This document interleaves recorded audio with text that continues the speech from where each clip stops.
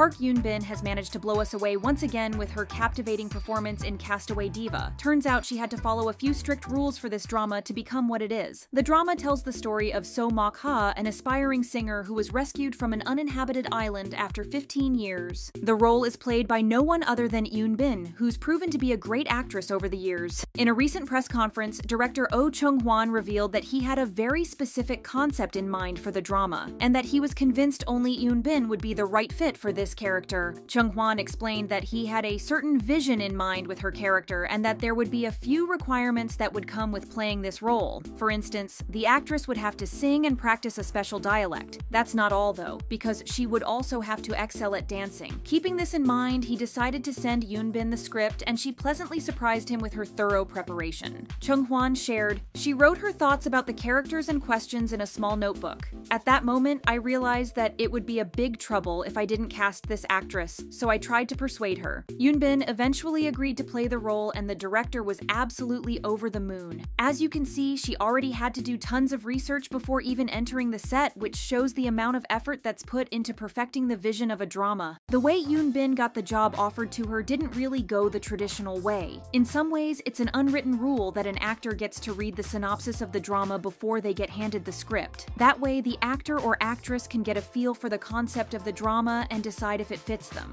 This time around, that didn't happen, as Yoon-bin said, "I think a drama synopsis is a very important factor, but this is the first show where I didn't get to read the synopsis." The director immediately handed her the script, and she was so moved by it that she decided to take the part. As mentioned earlier, Mok-ha is a woman of many talents, so of course Yoon-bin had to learn quite a few skills to play her. During the press conference, she gave us some insight on all the different challenges she had to take on. Explaining her character a bit more, she said, "Mok-ha is a pure character with dreams, good at singing, plays the guitar as a hobby, needs to know how to swim in the sea for survival, and must speak in a dialect as a basic requirement." Judging from this little summary, it seems like Yoon-bin had to spend her spare time perfecting her singing. That wasn't all though, because she had to learn how to play the guitar as well, which was something completely new to her. It's reported that she got a little help from Alia, who is a singer-songwriter with incredible talents. She was part of the crew as a vocal coach and even helped Yoon-bin learn to play the guitar. It definitely took them more than just a few days, but all that practice was worth it in the end. A fun fact is that Alia actually makes a cameo in the series in the 4th episode, where she appeared as a singer in an early stage performance. Yoon-bin confessed that it wasn't easy to learn these new skills, and that it actually got quite frustrating at times. Looking back on how much there was to learn, Yoon-bin said, "I wanted to take on the role of Mok-ha with a light heart when I decided, but I realized later that there was a lot to do, and I thought, I made a difficult choice, but I don't regret it." She added that this learning process eventually became enjoyable, and she worked very hard for it. Taking singing classes is already one thing, but did you know Yoon-bin's vocals in the show were eventually released as a song? An actress taking part in creating the soundtrack is pretty common, but the team of Castaway Diva took it a notch further. On October 31st, she dropped her brand new track titled Someday, and it even got its own music video. Colleagues in the industry have been praising Yoon-bin left and right for her insane versatility. By dropping this record, she proved she really can do it all. Yoon-bin also dished a little bit on what it was like to learn a new dialect for her role. In the drama, Mok-ha isn't just your ordinary city girl, since she lived on a deserted island for 15 years. After having been so secluded from the rest of the world, Yoon-bin's character developed a heavy country accent. Not a lot of people can nail that dialect without it sounding a little bit strange, so Yoon-bin had to put quite a bit of effort into learning the right pronunciation of certain words. In a behind-the-scenes video, she explained that the most important foundation of her character was her dialect. She shared that while learning to play the guitar was already one important step, her main priority was getting that dialect right. Yoon-bin confessed that the most tricky part about this was making the dialect sound natural, while still expressing her emotions and feelings in an authentic way. This was a big struggle, since these two aspects kind of get into each other's way. In the end, she managed to master this skill as well, but unfortunately, she didn't tell us what her secrets were. It's pretty safe to assume that she had a teacher, or even someone who actually speaks in the dialect to practice with her. The director got lucky that Yoon-bin is an incredibly quick learner. Yoon-bin actually used to excel in school to the point she's known to be a former top student, so this was probably a piece of cake for her after following a bit of training. Now onto something entirely different. Did you know that the crew had to shoot some scenes in an actual deserted area? That's absolutely crazy to think about, since that's definitely not your regular filming location. This unique approach to filming also had its downsides, at least according to Yoon-bin. On November 1st, Netflix Korea uploaded a video in which she answered some questions about the show. They asked her which scene was the most difficult to film, which was the perfect opportunity for her to tell us all about what the filming process was like. She was pretty upfront and confessed that all the scenes on the deserted island were actually quite hard to film. She revealed that while filming these scenes, she was completely alone. Working alone is never fun, no matter what type of job you have. Not only was she alone, the scenes were also kind of emotional, so it wasn't easy on the mind either. Talking about this a little more, Yoonbin said, "It was a difficult time for Mokha and she had to endure it. So I had a really hard time."